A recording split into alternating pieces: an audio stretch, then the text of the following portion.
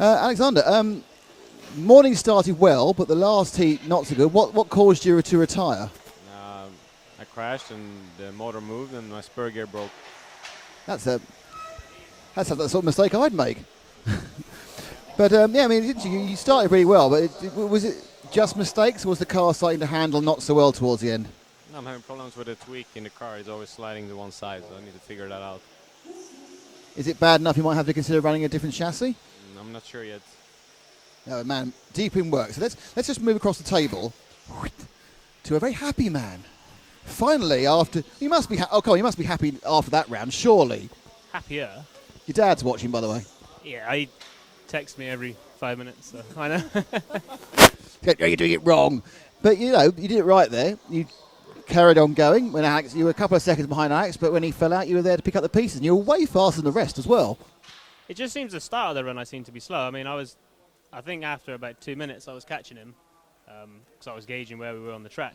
So it's just the start of the run I seem to lose time. So if I can figure that out, then I don't see why I wouldn't be the same speed as the rest of it. It just doesn't start very good, which is strange. But yeah, I'll take a TQ. Wasn't pretty, but... Yeah, you take the point. Yeah, or no point to take me. Yeah. These ordinary... Sorry, I'm going to be really techie now. These normal front tyres, because you don't normally have rims showing either end. Have you trimmed off the edges or something? Yeah, just the way we sort of round the edge. Probably they're not all like that. Just it's sometimes easier to just make sure it's a clean edge, just so the tyre is not overlapping at all. The inside doesn't make a great deal of difference. Obviously, the radius on the outside does. Usually, it's easier to drive when you sort of have a bit of edge showing. Not a big difference, but obviously, it's little details. Now, your car is sitting there very happily, and you're going, lovely car, whereas Alex is rebuilding his. So yours is absolutely fine. You've got no issues with it. It's just the nut behind the sticks that's the issue. No, I'm going to work on it till we start racing again. It's never good enough, I guess. Even when you TQ every run, it still wouldn't be good enough. So you have to keep working and try and figure stuff out. Thanks, Ollie, and that's what we need you to do. So, hang on, let's get the organiser, Mr. Young Martin. So, Martin, you're not racing. You are the organiser. Is that more pressure than being a racer? Well, on the Friday when it all starts, for sure, yes. But now I'm enjoying it, and I can take a beer without any problem. So, non-alcoholic. We're missing out on it. We can drink. We're just broadcasters. That's fine.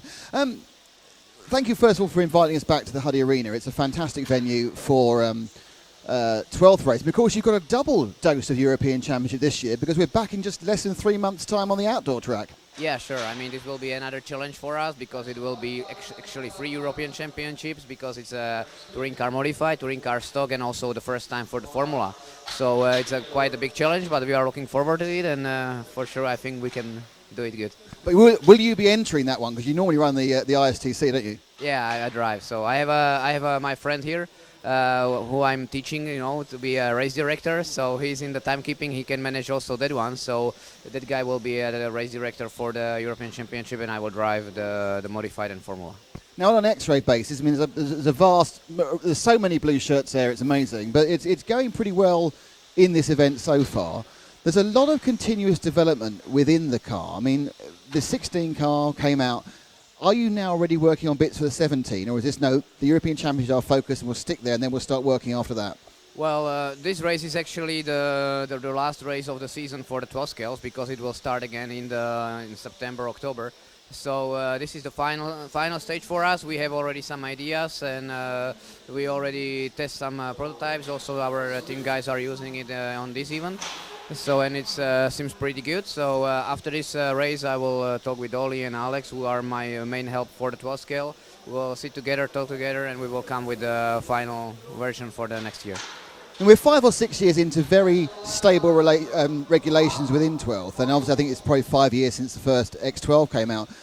How much more can you change that's going to make a major difference? Is it really just tiny improvements now? I mean, we're not ever going to see anything that's different massively.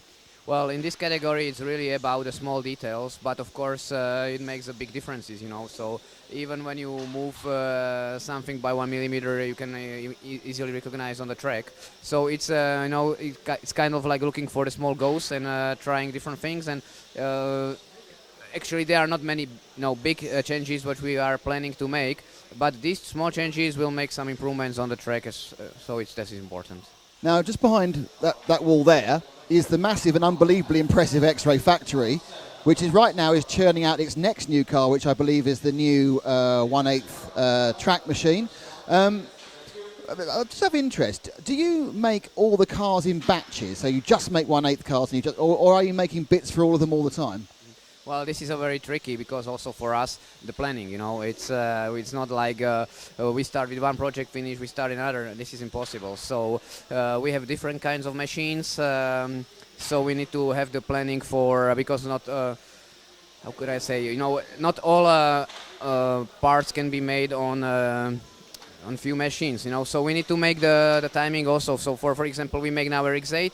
But some machines are not particular for this project, so we immediately make for another projects, also for the Hudy tools and stuff like that. So we have a big portfolio, and we always have to make the planning and to make sure that all the machines are keeping busy. So it's not only the RX8 now it's also the XB8, and on some machines beside the Hudy projects, also the parts that we are missing for our regular cars like T4 and the other cars. So you now I think make a competition car for just about every single event that EFRA do, apart from large scale, obviously. But which is the most important? Which is the crux product for you to get right each year? Well, this is hard to say because we have the passion to make all our cars the best. So from the market size for us, the touring car 10 scale electric, it's very important, and also now the Formula class grow hugely in the past 2 years, so it's also now one of our core projects beside all the other electric. The nitro is the market is not as good as it used to be, but it's a cyclic, so it depends. Maybe next year will grow again, or this year we'll see. But we are focusing 100% on all projects. It's not like this project is more important for me than the other. Okay, the sales can be varied, but for us it's important to have the good car, the best car possible for our customers in each class. This year we have 4 World Championships.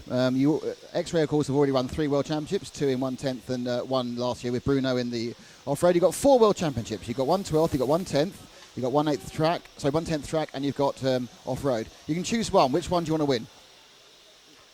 If my personal, T4. Martin, thank you very much and good luck, and thank you for organising. Fantastic stuff. Thank you very much indeed. Now, I think, did Patrick just whiz past and no, he's over there. Now, I'm not... Let's go and see Patrick Bandera, because this is someone I actually race against, and I also work with. Now, I have to make sure he's not going to be swearing. Oh, no, Patrick not happy. He's made a mistake. How long have you got till you go out? 15 minutes. Oh, fine, I'll talk very quickly. Patrick, who is used to working with cars full-time, because he's another one of our full-scale motorsport workers who's also in the scale motor. So you obviously work within within Aston Martin Racing. Actually, I'm going to ask you, what actually do you do for Aston Martin Racing? What do I do? Yeah. I'm a performance and simulation engineer. And that is? Basically, at the track, I keep an eye on the health check of the car, really, and try to work with the race engineers to improve the performance of the car. And back at the factory, I work at simulation and dynamic simulation and aero as well. And you'll be at the WEC with me in 2 weeks at Silverstone? Correct, that is correct. And the other thing you might not know about Patrick is not only does he beat me at club level as well as national level, he's also the only non-European taking part in this event. Okay, yeah. You're naturalised from what country? I am a Brazilian. I'm from Brazil. How long? You have no trace of an accent. How long have you been in the UK? 2011. But I'll blame my mum for that because she's an English teacher. So I started learning English when I was like 5 or something. So I'll blame her for that. And what's the racing scene like in Brazil? I mean, I don't suppose there's much carpet racing. Is it just IC stuff? It's mostly IC. There is touring. They race touring cars outdoors, but indoors it's pretty much non-existent, really. They had the 8-scale Worlds a few months ago, but yeah, the outdoor IC and touring car scene are pretty big. And just finally, how's it going? I mean, obviously you just made a mistake, but apart from that, how's it going? Because last year I think we were BQ, weren't you? Yeah, it was BQ last year. This year, I think everyone stepped up their game a bit more than I did, maybe. Blimmin' people. Yeah, you got to blame them. It's going okay. Found a few things with the car. The carpet now, last year was a brand new carpet. This year the carpet is already a year old and had quite a different types of additive in it. So trying a few things with different tyres to see what it works now. Paddy, thank you very much indeed. Now, I'm not sure whether... Yes, what? Yeah, I'd never make any mistake. I'm going to go and talk to Marcus. I'm not sure about whether the camera on this side. So let's go and see the man with the silly hat. Marcus, could you stand up? Because we just got a reception problem with the camera over there. So if you could stand and look at the camera, that'd be fantastic. I'm very good, Marcus. How are you? Fantastic hat, by the way. Yesterday, everything looked fantastic. Today, not so much. It's not that bad, I think. I just need to keep it on the track. Because in the last run, I had same speed on Alex, and I just barely touched the border and just fly away. It's so hard. If you try to push, you always have the risk to touch something. And the track borders here are very hard. So it's going to be interesting in modified. Now, you're the only driver from the top 4 or 5, well, actually Hooper as well, who's doing both classes. Advantage or disadvantage, do you think? To be honest, now I think it's a disadvantage. Because I'm so busy, you know. If you crash and you broke your car and you only get like 4 or 5 feet to repair it and make it straight again, and it's very hard. I mean, that's the point. If you're hitting the barriers really, really hard, is it like any big accident is tweaking the car? Well, if you touch the borders from the side, yes. But if you touch it at the hairpins, it's not that bad. It only maybe breaks a little bit your body shell. But the problem is, if you touch it from the side, then you maybe risk to bend your part. So that's the problem. So you were here last year. Do you prefer this year's layout or last year's layout, or do you prefer a layout which is like, much more open? I think the layout is super awesome. It just doesn't fit together with the trick boardings. That's the problem. If I compare it to the Reedy race or like America, where they have the CRC barriers, they are way more forgiving and softer. So if you touch those, it's not that hard and your car doesn't fly away. So here you have to be really, really careful. But it's the same for everybody. But it's going to be interesting in the finals, I think. Absolutely, yeah. Once everyone's going for it. So you're sitting on pole in overall after 3 rounds in stock. I mean, you're running a second and a half a lap or so slower. Is it much easier to go slower, or because I know I run stock, you just jamming the throttle, does it actually make it harder because you're pushing so hard? Well, the tricky thing in 13.5 is you really have to push on throttle, because if you lift the throttle, the car suddenly turns and then you touch the border. So it's not that easy to run in 13.5. You have to. It's totally different from modified, of course, where you have to be really careful on throttle. But well, every class has its challenge, so I think. And give me a prediction. We're obviously going to be on pole for stock. We've given you that one. Where do you think you're going to qualify in mod? I think, to be honest, this year I have a really, really good pace, which was seen at the Reedy race. So right now I'm a little bit frustrated because I didn't fully focus on modified. But I mean, if I can keep it on the track, everything is possible.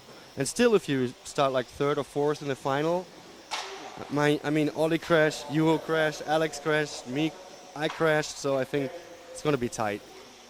Marcus, best of luck. Thanks for talking to us. So, there's a meander out. Now, I think we have Juho. I want to speak to Vesa. I've spoken to Juho. I want to speak to Vesa.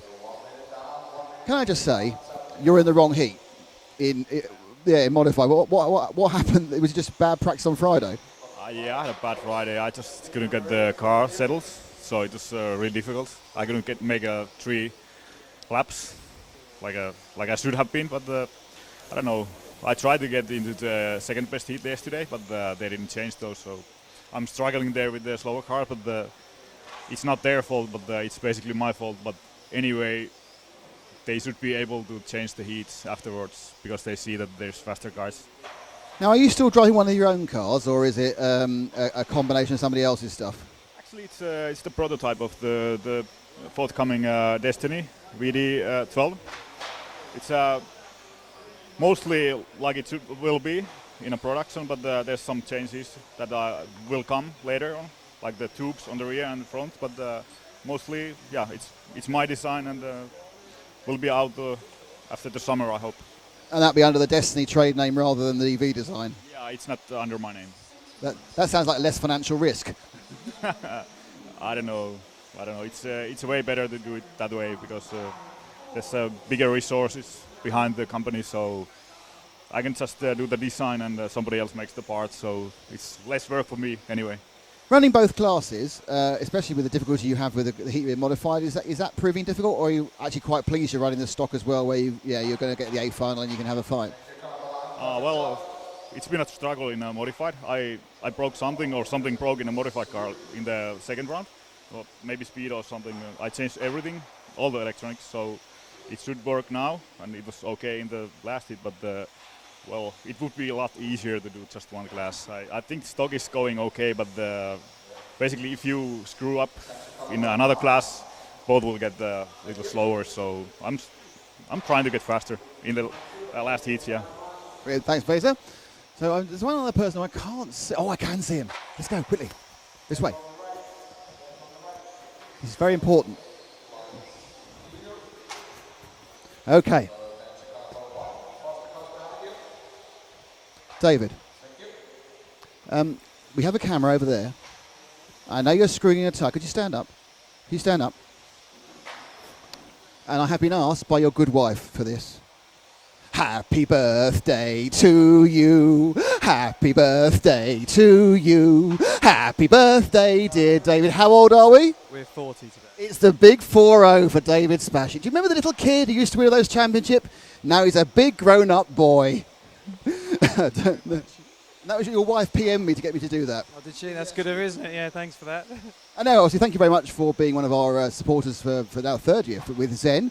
How are you feeling about, how is it going as a company day here? How are your team going? Yeah, they're doing all right. They've all got a good chance this weekend. At this level, you need a bit of luck as always, but they've all got a good chance of making the A, so it's good. And you, of course, won another national championship a couple of weeks ago. What was it, 113, 115? Maybe not quite that many, but no, we did good.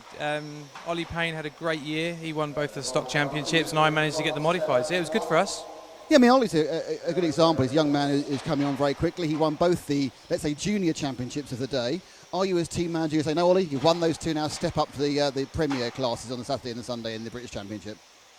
I always want to see people try and improve themselves. Once you have succeeded in something, I think it would be a good idea for him to move up. But also you need to gain confidence as you do it as well. So a big step to open mod is quite a big step. So we'll do some testing in the summer and see how we go. Now, obviously, you haven't run this track, and last time I spoke to you at Big Meeting, you told me this is why I don't run big meetings anymore. I mean, what do you think of the track layout? You've run all around the world. It seems quite complex, and also doesn't let you make a single mistake, does it? No, but then you shouldn't make a mistake. This is European Championships. This is the best people in Europe racing for a title. So a mistake is going to be hardly punished here. So in your time, do you ever run a track with such unforgiving barriers? I mean, it used to be the world of bot dots, wasn't it, all those years ago? Yeah, I mean, a bot dot, if you hit it, it would send you packing. So yeah, we used to race on stuff, but we weren't as fast. The speed of the cars today is a lot quicker than what I used to race. I mean, it's fair to say we're watching the 13.5s going down the straight, but in fairness, modified, 20 years ago was slower than that, wasn't it? Maybe. I mean, the only real comparison I have is the World Championships in Italy a few years back when I was running brush product against brushless, and it was competitive then. So the introduction of LiPo has really been the major increase in speed. Lighter cars, more power available. So you obviously still drive at the top level. I mean, you've driven since 1990 or earlier than that probably.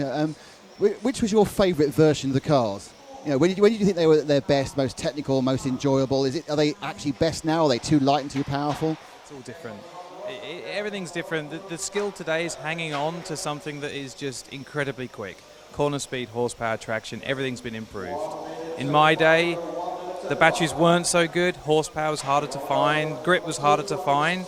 So the skill to run an 8-minute run was completely different. So do you think perhaps we have too much power now? Perhaps we should have a limit on the battery capacity and make people think about it more, or do you think it's fine to throttle down? I still like to see the best racers go as fast as possible. I don't think we should ever lose that.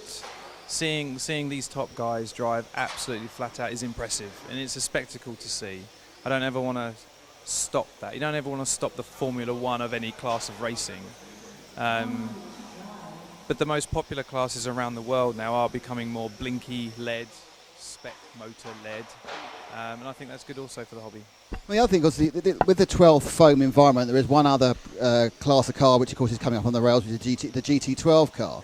Obviously, Z manufacture one of the most popular chassis for that, and it's now breaking out of its enclave just in the UK. So if you are watching from outside the UK, look up GT12 cars. They are fantastic club cars. They are.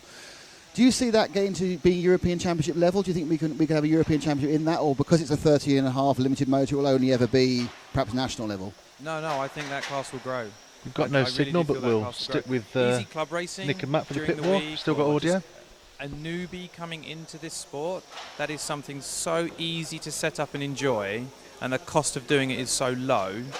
I think that is a perfect entry-level class, and it has proven itself to be successful in the UK. Club racing in the UK has grown because of that class. Absolutely. And how are you and your friends at Mardo and Schumacher, how are you working to promote that to the rest of Europe and the rest of the world? I think it's picking up traction in Germany now, but how to the other countries? It is slowly picking up in other countries, which is fantastic. There will be a World Cup in January, and I think that will then raise the profile globally dramatically, and I think that will really be the springboard for the class. As a manufacturer who obviously does particularly well out of things, do you see, say the people here, X-Ray, decided to build one? Do you think that'd be good, or do you see it as extra competition? They don't need to build one. It's fine without them. That's fine. That's good. I mean, it'd be great. I mean, the more competition you have in a class, the more competitive it will become. But the GT12 category is more. The important part of it is its entry level. It's something a beginner can come and race.